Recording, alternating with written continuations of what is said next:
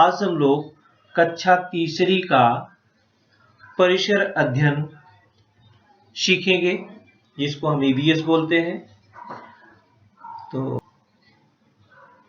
Getting to know the place we live in, हमारे गांव का परिचय के बारे में सीखेंगे।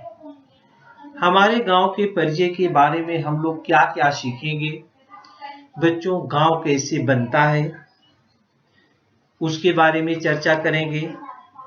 अपने गांव के नाम के बारे में चर्चा करेंगे एक पहेली के द्वारा। अपने गांव के हिस्टोरिकल बिल्डिंग प्लेस के बारे में जानेंगे। वहाँ की जो मार्केट लगती है, साप्ताहिक बाजार लगती है, उसके बारे में देखेंगे। ये सब जानकारी हम इस पाठ में getting to know the place we live in के बारे में सीखेंगे।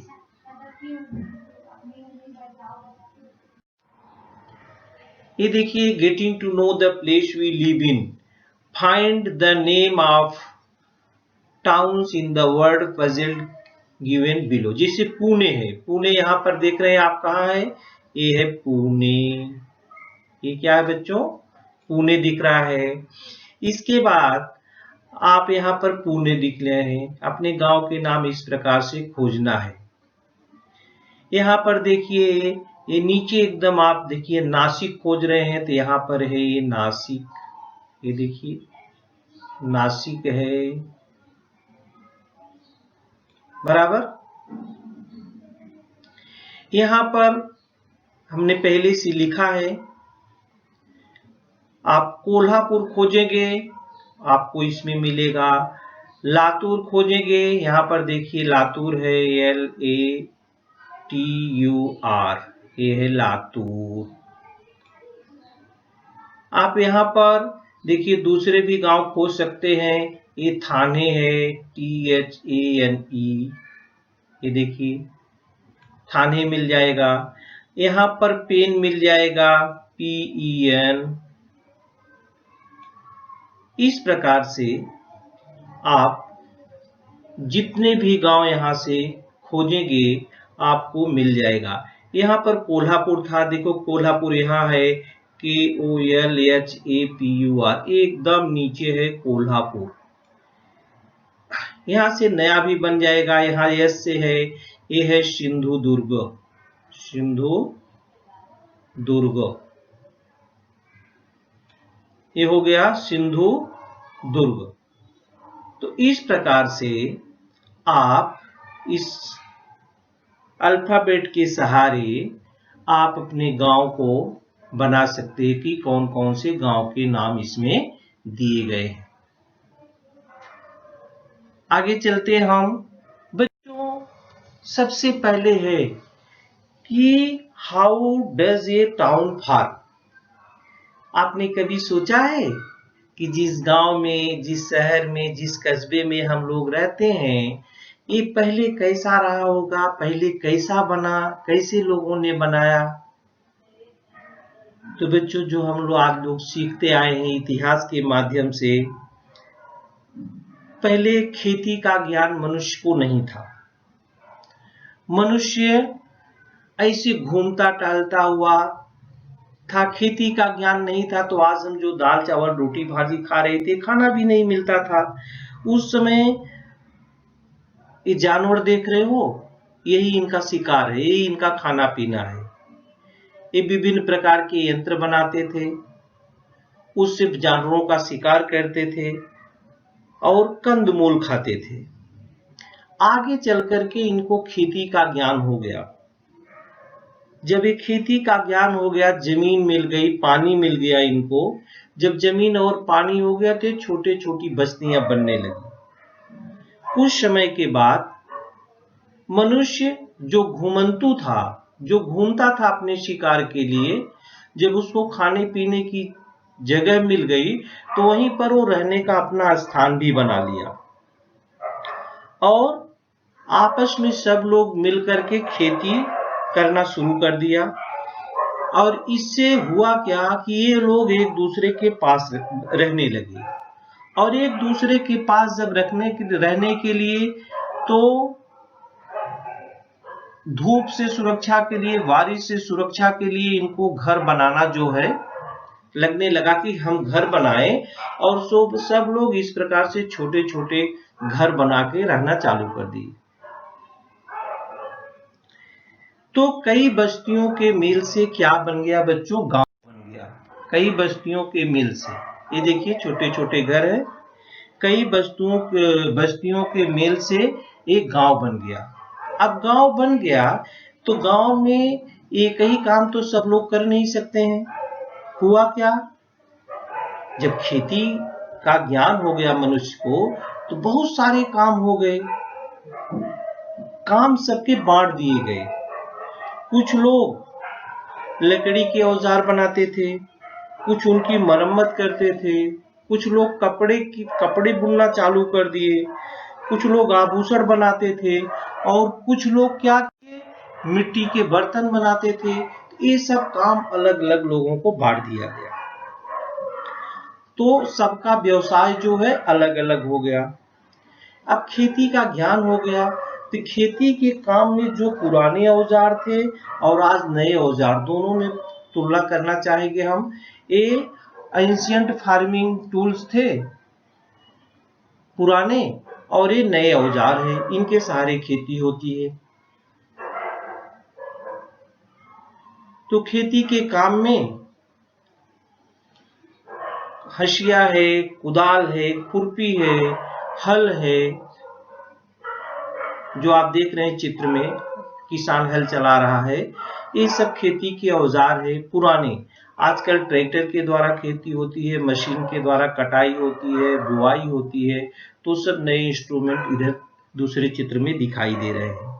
तो इस प्रकार से गांव की रचना हो गई और लोग खेती वगैरह करने लगे, और सबके व्यवसाय जो है वो अलग अलग हो गए। सबके व्यवसाय क्या हो गए? अलग अलग हो गए। तो सबके गांव का परिचय अलग अलग होता है बच्चों। सबके गांव में कुछ न कुछ ऐसी चीजें होती हैं, ऐसे स्थान होते हैं, उस स्थान के नाम से वो गांव जाना जाता है। तो गांव में, हर गांव में कुछ न कुछ अलग अलग होता है, कुछ न कुछ क्या होता है? अलग अलग होता है। देखिए कुम्हार है, मिट्टी के बर्तन बना रहा था, जो अभी एक कपड़ा जो है बुन रहा है, जो व्यवसाय के बारे में हम लोगों ने चर्चा किया।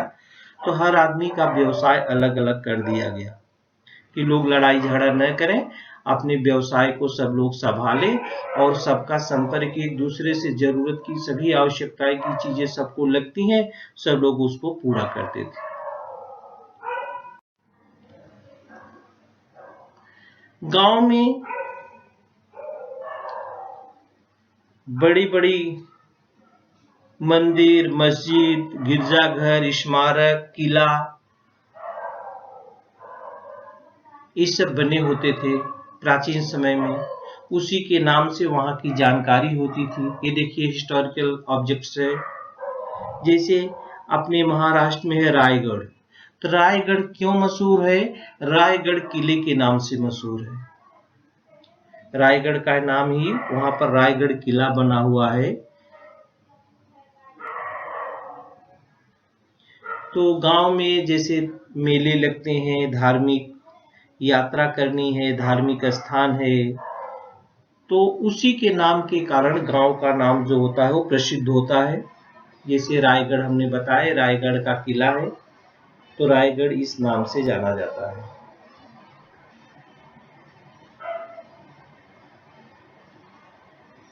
और भी बहुत से क्रांतिकारी के नाम से भी लोग जानते हैं। प्रमुख क्रांतिकारी कौन थे? जब अपना देश आजाद नहीं हुआ था, उस आजादी में लोगों ने हिस्सा लिया था। ऐसे बहुत सारे क्रांतिकारी हैं, उसमें कुछ क्रांतिकारियों के नाम हम आपको बताएंगे। कुछ क्रांतिकारी हैं प्रमुख क्रांतिकारी आंदोलन से जुड़े हुए, ये जैसे हैं श्री शिवाराम राजगुरु। ये शिवाराम राजगुरु, इनका जन्म, इनकी बर्थ एनिवर्सरी जो है 24 अगस्त को मनाई जाती है।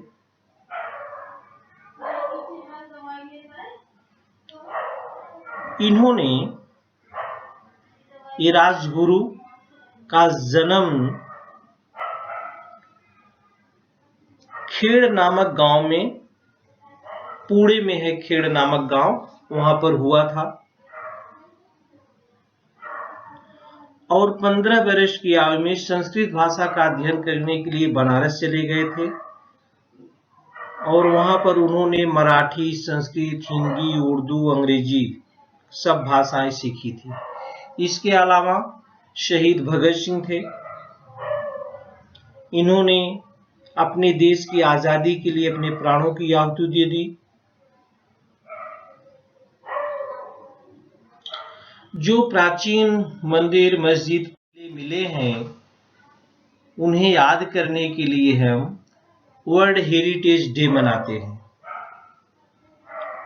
तो प्रतिवर्ष हम 18 अप्रैल को विश्व विरासत दिवस वर्ल्ड हेरिटेज डे के रूप में मनाते हैं।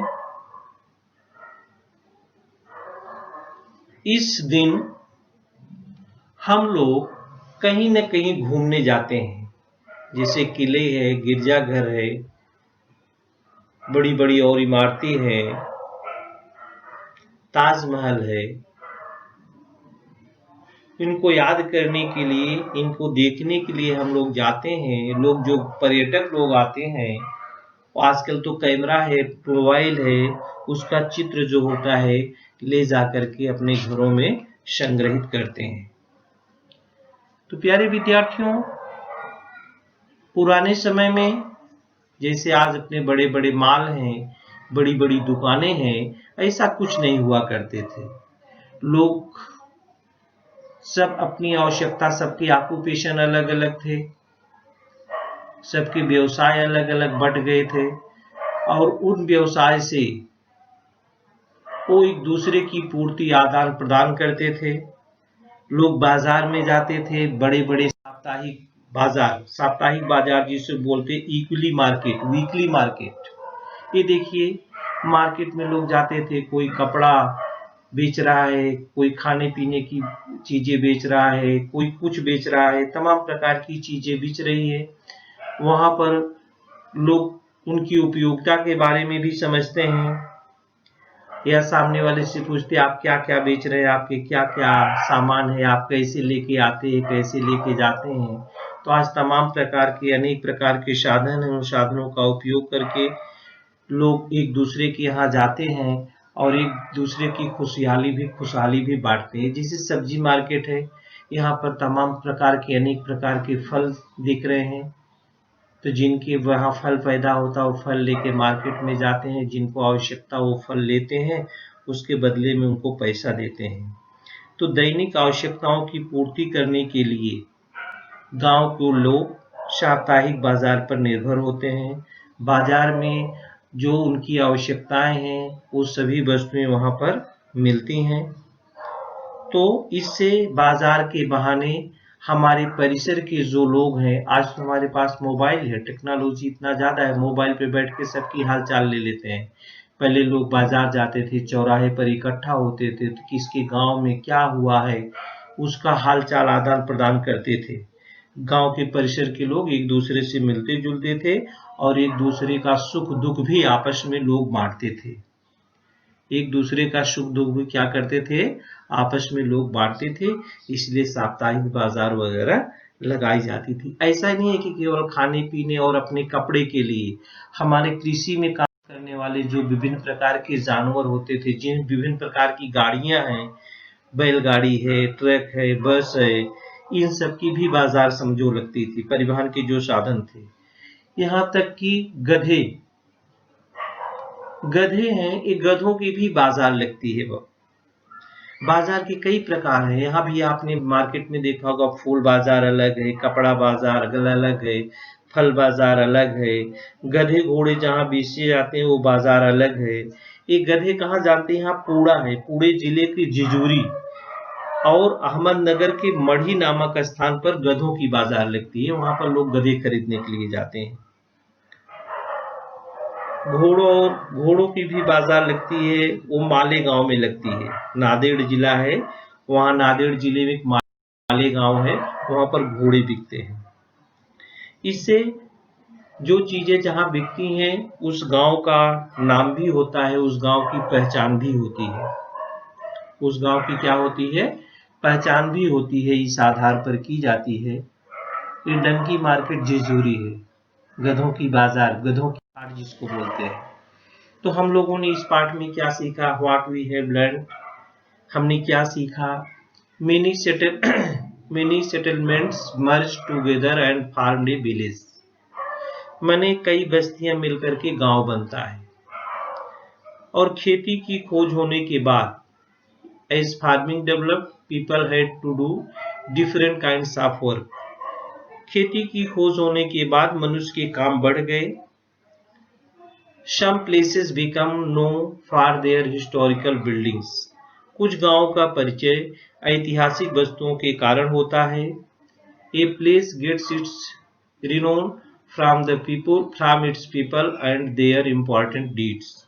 गांव के निवासियों और उनके महत्वपूर्ण कार्यों के फलस्वरूप गांव को गौरव प्राप्त होता है। Essential items are available in a market.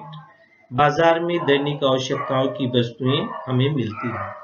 तो आज हम लोगों ने अपना हमारे गांव का परिचय, हमारे गांव के परिचय में हम लोगों ने आज सीखा। तो प्यारे विद्यार्थियों नमस्कार। बृहन मुंबई महानगर पालिका शिक्षण विभाग वर्चुअल ट्रेनिंग सेंटर में आप सभी का हार्दिक स्वागत है। आपका वर्चुअल मार्गदर्शक जयप्रकाश आर मिश्रा। चलिए हम सीखने के लिए तैयार हो जाते हैं।